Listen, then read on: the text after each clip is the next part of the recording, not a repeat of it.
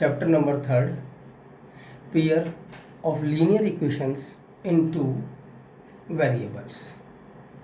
तो सबसे पहले थर्ड चैप्टर स्टार्ट करने से पहले हम एक्सरसाइज 3.1 स्टार्ट करने से पहले इसके बेसिक्स को एक बार, इस चैप्टर के जो बेसिक हैं, जिन फॉर्मूलों का हम यूज़ करेंगे, एक बार उनके बारे में हम बात करते हैं। तो देखिएगा, अगर सपोज कीजिएगा, सबसे पहले क्या है, फर्स्ट स्टेप, यहाँ पर लीनियर इक्वेशंस इन टू वेरिएबल्स हैं। तो यहाँ पर जनरली 2 इक्वेशंस गिवन होती हैं। जैसे फर्स्ट इक्वेशन हम सपोज कर लेते हैं 2x + 3y = 5। Second equation 5x + 7y = 6। तो ये 2 लीनियर इक्वेशंस हो गई। इसमें आपको पता है ऑलरेडी, जैसे फर्स्ट इक्वेशन अगर हम लेते हैं तो यहाँ पर a की वैल्यू हो गई 2, जो x का कोफिशिएंट है that is stands for a, coefficient of y stands for b and remaining part stand for c। लेकिन यहाँ पर 2 इक्वेशंस गिवन हैं, therefore we have to use a1 b1 and c1 for first equation, a2 b2 and c2 for second equation. तो a1 की value 2 हो गई, value of b1 is 3, value of c1 is 5 and value of a2 is 5, b2 is 7 and c2 is 6। तो अगर आपको find out करनी है a1/a2 की, तो आप करेंगे a1/a2 = 2/5। b1/b2 की वैल्यू हो गई 3/7, c1/c2 की वैल्यू हो गई 5/6। तो ये वैल्यूज़ हो गई हमारी a1/a2 की, b1/b2 की वैल्यू हो गई 3/7 and value of c1/c2 is 5/6। अब यहाँ पर कुछ कंडीशंस क्रिएट होती हैं। क्या कंडीशन क्रिएट होती हैं? फर्स्ट कंडीशन, जैसे अगर सपोज कीजिएगा a1/a2 नॉट इक्वल टू हो b1/b2, ये कंडीशन यहाँ भी क्रिएट हो रही है। a1/a2 और b1/b2 इन दोनों की वैल्यूज़ डिफरेंट है। तो फर्स्ट कंडीशन तो ये सेटिस्फाइड कर रही है इसको। In this 2 equations a1/a2 not equal to b1/b2। अगर ये कंडीशन क्रिएट होगी तो क्या होगा? Equations have unique solutions.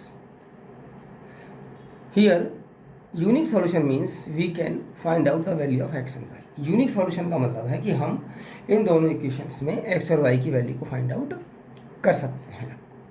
अगर देखिएगा, ये यूनिक सॉल्यूशन होगा if a1/a2 not equal to b1/b2। It means linear equations are consistent. Means consistent means होता है कि आप x और y की वैल्यू, इसमें ये मैनी सॉल्यूशंस भी होंगे इसके और यूनिक सॉल्यूशन भी होगा।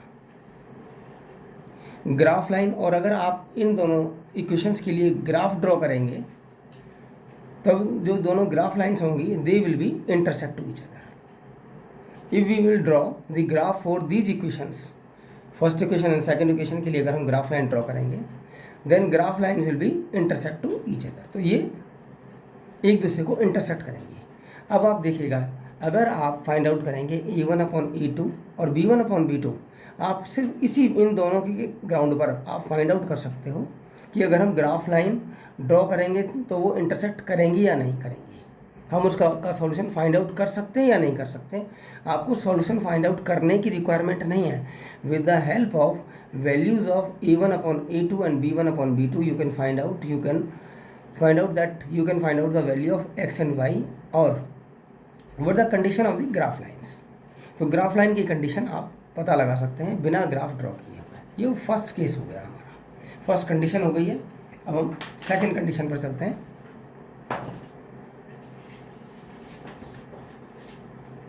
सेकंड कंडीशन में देखिएगा,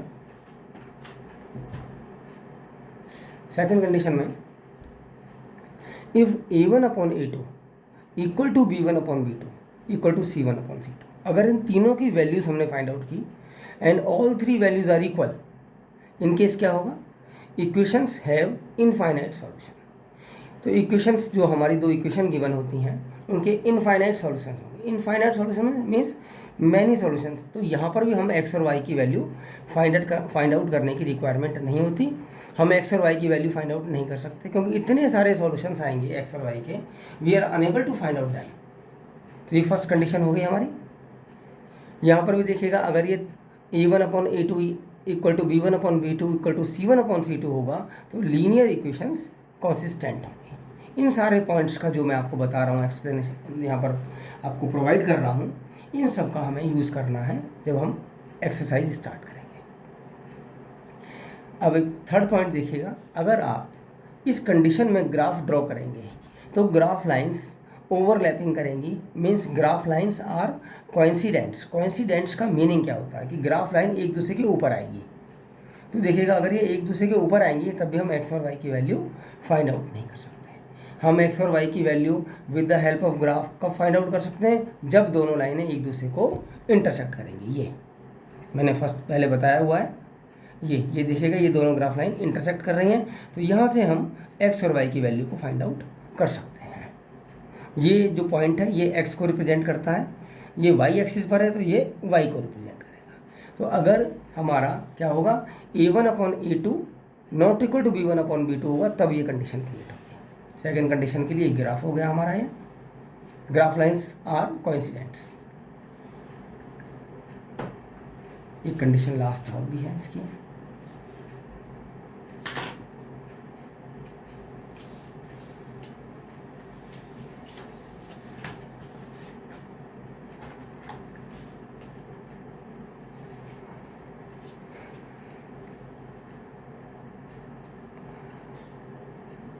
अब इसमें एक ही कंडीशन है, थर्ड कंडीशन है ये, if A1/A2 equal to B1/B2, अगर इन दोनों की वैल्यू तो सेम है but not equal to C1/C2, लेकिन C1/C2 की वैल्यू इन दोनों से डिफरेंट है, तो ये कंडीशन क्रिएट होती है। अगर ये कंडीशन क्रिएट होगी तब क्या होगा, equations have no solution, equations का कोई सॉल्यूशन नहीं होगा। मीन्स इक्वेशंस के थ्रू हम एक्स और वाई की वैल्यू फाइंड आउट नहीं कर सकते। We are unable to find out the value of x and y. Graph lines are, और अगर हम इसके लिए ग्राफ लाइंस ड्रॉ करेंगे, graph lines are parallel to each other, तो ये दोनों ग्राफ लाइंस एक दूसरे की पैरेलल होंगी। You can see in this graph both the lines are parallel to each other. ये एक दूसरे को इंटरसेक्ट नहीं करते, और जब तक ये दो ग्राफ लाइनें एक दूसरे को किसी एक पॉइंट पर इंटरसेक्ट नहीं करेंगी तब तक हम एक्स और वाई की वैल्यू फाइंड आउट नहीं कर सकते। It means we can find out the value of x and y if both the graph lines intersect at one point. ये लास्ट पॉइंट क्या है, इक्वेशंस आर इनकॉन्सिस्टेंट। इनकॉन्सिस्टेंट का मतलब वही होता है कि हम इनकी वैल्यूज फाइंड आउट नहीं कर सकते।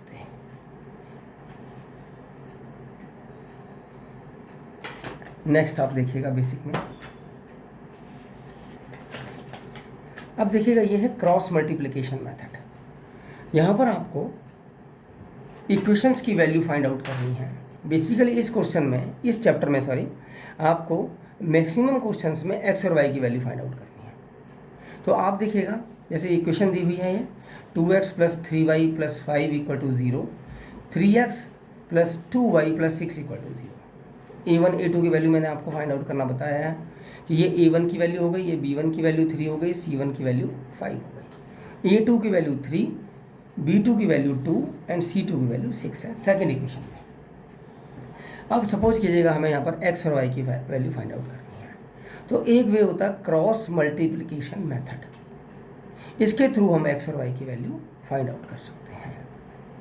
लेकिन जब हम इस मेथड का यूज़ करेंगे तो एक पॉइंट हमें ध्यान रखना होगा कि C1/C2 कि अगर ये इस इक्वेशन के लेफ्ट हैंड साइड में लोकेटेड है, जैसे ये देखिएगा लेफ्ट हैंड साइड में है C1/C2, तो हमें इस फॉर्मूले का यूज़ करना है। यहाँ पर ये 1 के साइन में कोई फ़र्क पड़ जाता है, कुछ क्या फ़र्क पड़ता है, अगर C1/C2 लेफ्ट हैंड साइड में गिवन होंगे तो यहाँ पर ये 1 पॉजिटिव होगा, अगर ये दूसरी साइड में होंगे तो हम यहाँ पर 1 के प्लेस पे -1 लेंगे। तो एग्ज़ाम में इस क्वेश्चन से अगर आपको क्रॉस मल्टीप्लिकेशन मेथड से एक्स और वाई की वैल्यू फाइंड आउट करनी है तो इस पॉइंट को आप just keep this point, it is very special point है, so you have to keep this point in your mind when you are going to find out the values of x and Y with the help of cross multiplication method. तो हम यहाँ पर 3 cross बनाते हैं, 1 2 3, ये 3 cross हो गए। यहाँ पर एक्स वाई और 1 लिखेंगे, B1 B2 की वैल्यू, B1 ये लर्न करने का वे क्या है, एंड में स्टार्ट और एंड में B1 B2 लिख दीजिएगा, B के बाद में C आता है तो C1 C2 आ गया। अब हमारा रह गया A1 A2, तो यहाँ पर हम लिख देंगे A1 A2। क्या करते हैं, जो वैल्यूज़ दी होती है, जैसे b1 की वैल्यू कितनी दी हुई है यहाँ पर 2, तो b1 की वैल्यू है 3, तो यहाँ पर हम लिख देंगे इसकी वैल्यू 3। यहाँ पर b2 की वैल्यू है कितनी 2, तो b2 के प्लेस में हमें 2 लिखना है। ऐसे c1 की वैल्यू है हमारी 5, तो हम क्या लिखेंगे यहाँ पर 5, यहाँ पर हम लिखेंगे 6, ठीक है। a1 की वैल्यू है हमारी 2, तो यहाँ पर 2 लिखेंगे।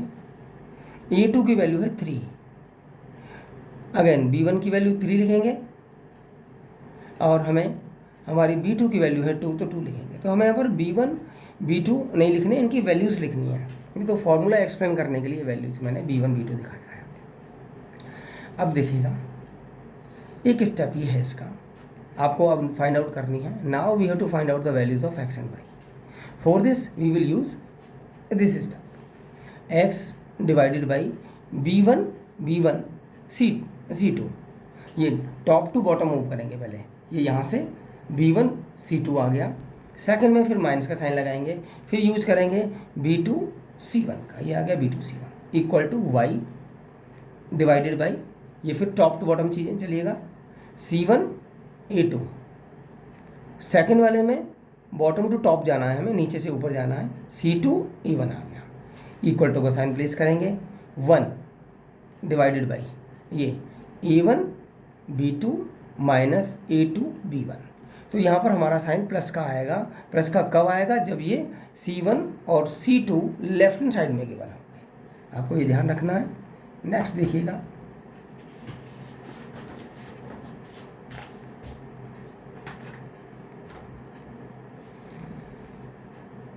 If equations are given in the following form, अगर इस फॉर्म में दी होंगी, तो अगर इस फॉर्म में ये इक्वेशंस हमारी गिवन हैं, तब हमें क्या करना है वो देखिएगा।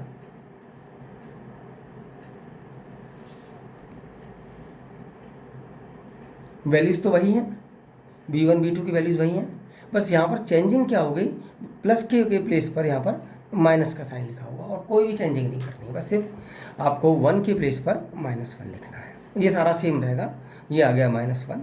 तो एक ये आपका बेसिक पॉइंट था, इसको भी आपको ध्यान रखना है जब आप इस चैप्टर को स्टार्ट करेंगे।